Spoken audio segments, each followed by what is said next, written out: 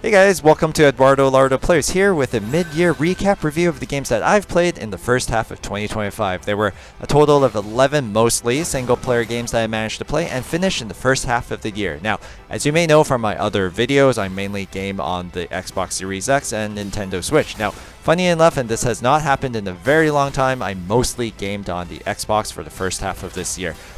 Probably because of the imminent release of the Nintendo Switch 2, and really just waiting for the upgrades, free upgrades or paid upgrades of the Nintendo Switch games for their Nintendo Switch 2 editions. And really, Nintendo has really slowed down their first-party game releases this year. Now, for Xbox, especially Game Pass itself, there has been so many bangers already. I have had not enough time to play everything that I want, so there are definitely some notable releases that are not on the list simply because I didn't have time to play. So let's get to it, ranking the top 5 games in my books that I've played this year and 6 other honorable mentions. Here we go. Alright, let's start with my game of the year, Clair Obscur Expedition 33. This is the French name that had all the hype earlier this year with copies sold out everywhere, in-store and online. Frankly, because the publisher really underestimated how popular their game would be. I first saw this last year at the Xbox Showcase and immediately pre-ordered because I knew this was going to be a banger from the get-go. A new turn-based RPG with action buttons and parry and dodge mechanics in battle, sign me up. To top it off, it was only $65 Canadian, or if you want, day one on Game Pass. So it was a cheap, I would say this is almost a AAA game, but obviously, you know, being a new studio and all that, they would classify this as a AA game, whatever. Anyways, everything about this game is perfect in my books. From the initial story hook, the lore, the music is just awesome, as you can hear right now in the battle. It's very much like Nier, and apparently this composer, it's his first job professionally, and he's done a great job. The openness of the world map, there's a lot of new areas and a lot of optional areas you can go to. Despite the linearity of the main storyline quest areas, once you get into the open world, it actually opens up quite a bit. The battle system is just awesome. I don't think there is a better battle system, and the turn-based system does not even feel like turn-based because of all the dodge and parry mechanics that you could do. So it's great. Very likable characters I was hooked onto, and very interested in all the main characters, and the mystery had you hooked really all the way till the end. You really want to know what happens at the end. There's 3 acts in the game, Act 1, Act 2, Act 3, and every act in Act 3 they would introduce new things. So it's just to keep you in the loop and keep you hooked.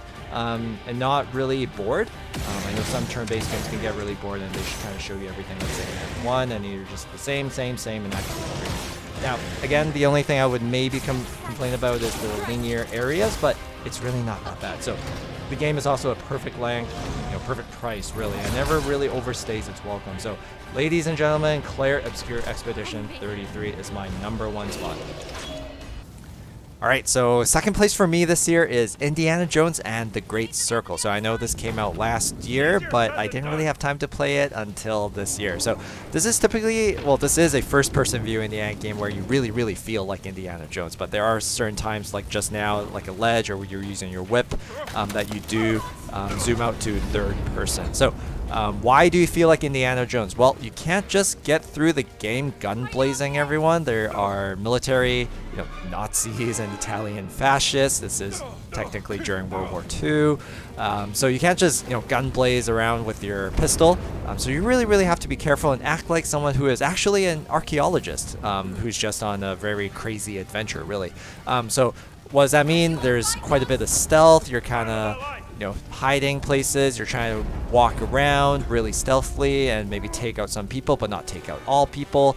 Anyways, you just feel like Indiana Jones, and it really feels like the movie from the music, from the story, from the mysteries that you uncover. It's really wrapped up into a great experience. So you might ask, hey, does the first-person view actually bug me that much? Actually, no, it wasn't that bad because you're not guns a-blazing. You're not trying to kill everyone. You're just trying to soak in the environment and see as much as you can and explore. It really felt like the first-person view is what it's supposed to be, and it's the best thing that happens to this game. So, funny enough, I sometimes wished other third-person games had a first-person view, so I can just kind of soak in the environment. So in terms of the puzzles, they weren't too hard, but there are some times where you really don't know what you're doing, and there's not a lot of hints, right? So there's not like, you're not just following arrows and markers to go where you need to go. You're actually looking at a paper map like in the 40s. The game is also a perfect length. Well, it's a little short, maybe 13 hours, but anyways, it was, for me, it didn't overstay its welcome, and it was a great game overall. So number 2 place, ladies and gentlemen, Indiana Jones and the Great Circle.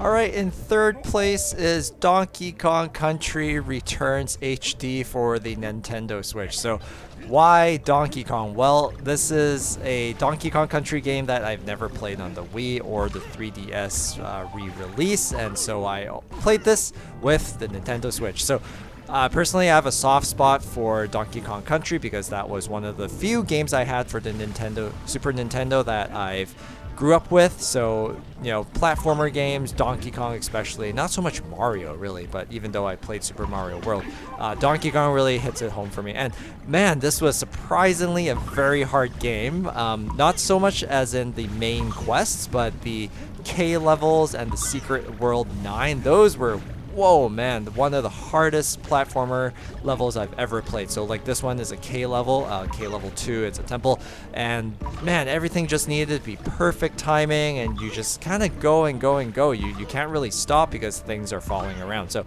there were lots of secrets. This is one of the few Donkey Kong games I actually wanted to kind of collect all the Kong letters, get all the collectibles, and even though I was kind of maybe 90% there, yeah, so this was just a great game, great experience overall. Very hard. If you really like a platforming challenge, I think this is one of the harder games on the Nintendo Switch that you can play. Obviously, Mario's more for a less serious crowd, let's call it. This is definitely a serious platformer game. So in third place, ladies and gentlemen, Donkey Kong Country Returns HD.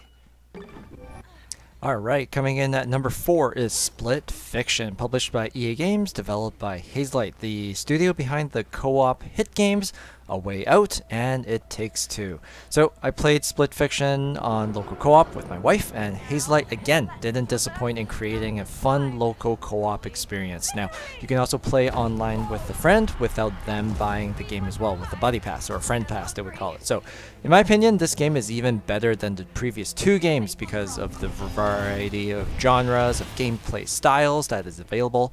The story is also a bit more dramatic, which I actually like, unlike the previous 2 games where they were kind of pretty down to earth and real life scenarios. So in this game you can play as 2 different characters, which sometimes have different abilities, so your co-op styles can be a little different. You also jump between a sci-fi and a fantasy genre, and since this game is about 2 very different authors that you see here wanting to get their books published but now find themselves actually living inside their own creations. The gameplay is great, the music is good, and the variety of co-op styles is also great as well. So I really like this. Again, number 4, Split Fiction.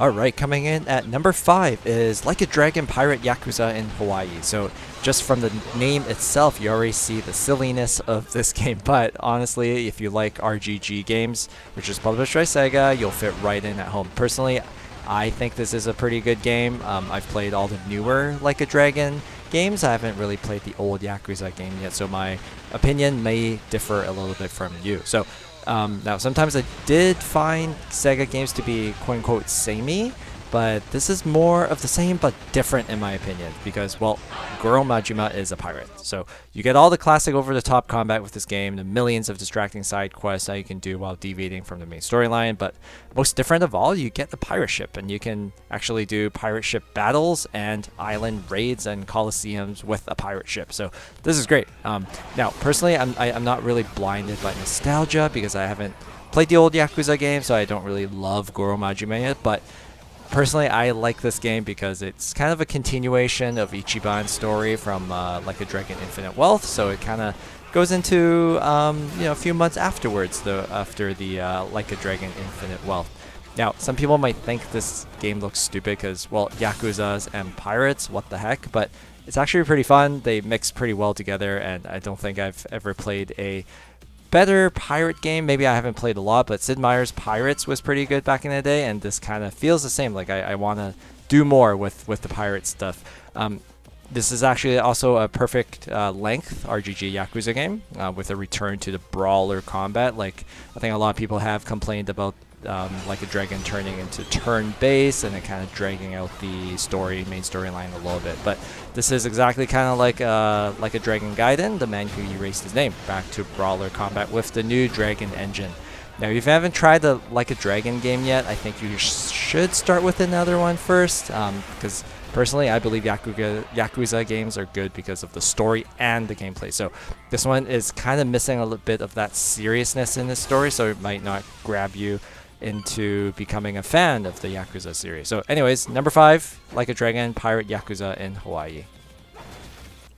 Alright, so for the remaining 6 games, I'm just going to quickly speed through them. They are presented in no particular order, and really they're just honorable mentions. So first off, Assassin's Creed Shadows, the Assassin's Creed game that's located finally in Japan. After so many years of fans asking for this, we finally got one. So if you've played the newer Assassin's Creed games, I mean Assassin's Creed Origins and forward, you will probably feel like this is more of the same. So it does have a smaller map. It is a tighter knit story. You do get 2 protagonists, so you do get some more variety than the other Assassin's Creed games. To be honest, Assassin's Creed Odyssey overstayed its stay quite a bit, honestly, and I thought it was way too long. But you know, Assassin's Creed Shadows at the end of the day is an Assassin's Creed game with a few things that are Japan specific, which is pretty cool, but at the end of the day, the gameplay loop is still an Assassin's Creed game. Now, one of the things I really like about the game is the environment. This is probably one of the prettiest from a video game thus far that I've played. And you can actually see Japan in 4 seasons, and I mean, who doesn't like cherry blossoms, right? So if you like the new Assassin's Creed games, you'll fit right at home with this one as well. There's nothing really mind-blowing, and I didn't really feel like it was repetitive probably until my 35th hour, and then by the 45th hour I was able to finish the game. So this is Assassin's Creed Shadows, again an honorable mention. Alright, next on the list is Metaphor Refantazio, another Atlas banger that can be summed up really as a fantasy persona. It didn't really break into my top 5 this time though. So as you can see, it's a fantasy game. It's not based in Tokyo. It's based on a kingdom that you can explore around. So it's a change of scenery for sure. Now, if you've liked turn-based games, if you like Atlas games, you will definitely like this one, and probably one of the best ones you can play as an Atlas game. But again, for myself, it is nothing really mind-blowing. It has a similar turn-based game feel with bond episodes and a calendar system that you got in Persona games, and frankly a lot of the Atlas games as well. And you know, personally, I'm always a sucker for turn-based games, but I just can't play them back to back and forever. You know, like after 50 hours or so, it kind of got repetitive, and the game did feel like it was a bit too long for me. But again, it's a great game. It's got high scores from everyone, so if you like turn-based games exclusively, I mean, you can't go wrong here, really.